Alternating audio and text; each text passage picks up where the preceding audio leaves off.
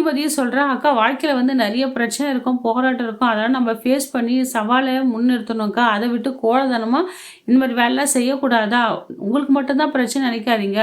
உலகத்துல இருக்க அனைத்து பேருக்கும் பிரச்சனை. அவங்கலாம் வந்து இந்த முடிவு எடுத்தா, இந்த உலகத்துல யாருமே இருக்க மாட்டாங்கக்கா. தயவு செஞ்சு நீங்க புரிஞ்சுங்க. முட்டாள்தனமா இந்த தப்பான முடிவு எடுக்காதீங்க. எதனா ஹெல்ப் வேணுனா கேளுங்க. என்னால முடிஞ்சது செய்றேன். இப்ப வந்து நான் வீட்ல உங்கள விட்டுர்றேன். உங்க அம்மாகிட்ட பேசுறேன்றாங்க. தங்கமயிலும் வேணாம் மீனா, எங்க அம்மா என்னை ஏத்துக்கவே மாட்டாங்க. அது எப்படிக்கா? அவங்க பெத்த பொண்ண போய் அவங்க எப்படி ஏத்துக்க மாட்டாங்கன்னு சொல்லுவாங்க? இருங்க நீங்க பேசாம என் கூட வாங்கன்றாங்க. மாணிக்கம் விசாரிக்கிறாரு. தங்கமயிலும் எங்கம்மா போயிருந்தேன். ச்சீ வாய மூடியா! ஒரு வேலைக்கு போய் சம்பாரிச்சு போட துப்பு இல்ல. சும்மா தங்க மயிலு, வெள்ளி மயிலு சொல்லிட்டு இருக்க. வேலைய பார்த்துட்டு போயா! எங்கனா பொழப்புக்கா தேடி போயா! தங்க மயில பார்த்துட்டு என்னம்மா என்னாச்சு? நேத்தெல்லாம் ஆள காணோம். எங்க போயிருந்த? என்ன ஆச்சுன்னு தான் கேட்பாங்க நான் நெனச்சேன். ஆனா இந்த பாக்கியம் இருக்காளே என்ன சொல்றா தெரியுமா? எதுக்கு வந்த? எங்கேயோ தொலைஞ்சேன்னு நெனச்சேன். அப்படியே தொலைய வேண்டியதானேன்னு சொல்றாங்க. மீனா கோவம் வந்து என்ன பேசுறீங்க? ஓவரா பேசிட்டு போயிட்டு இருக்கீங்க. அம்மா நீ வந்துட்டு ஆட்டிட்டு, என்ன?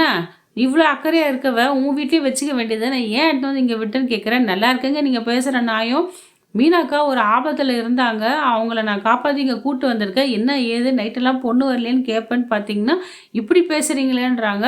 அவங்க என்ன நிலைமையில இருந்தாங்க தெரியுமா? தற்கொலை பண்ணிக்க போனாங்க. அப்படின்னு சொல்றா. உடனே வந்து பாக்கியத்துக்கு ரொம்ப சந்தோஷம். பரவாயில்லையே! இவ்ளோ ரோஷம் இருக்கா உனக்கு? நல்ல வேளை நீ தற்கொலை பண்ணி செலுத்தியிருந்தீன்னா, எனக்கு நல்லது தானே நடந்திருக்கும் என் வாழ்க்கையில.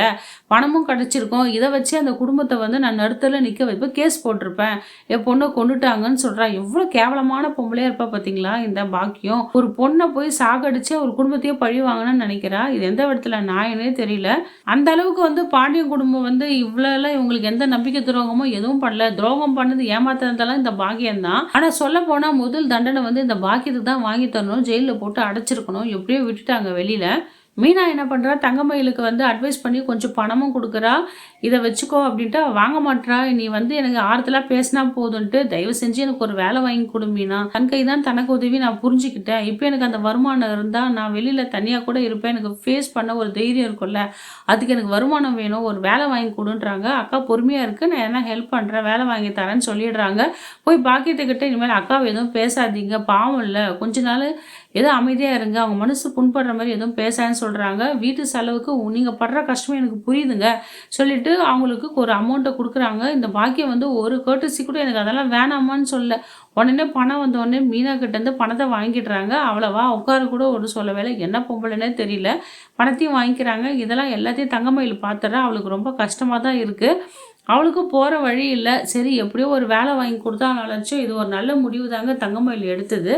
ஒரு வேலை மீனா வாங்கி குடுத்தாலும், அந்த வேலை வச்சு அவ தனியா கூட வீடு எடுத்துக்கின்னு எப்படியோ பொழச்சுக்கலாம். அந்த நெலம தான் வரப்போதுன்னு நெனைக்கிறேன்.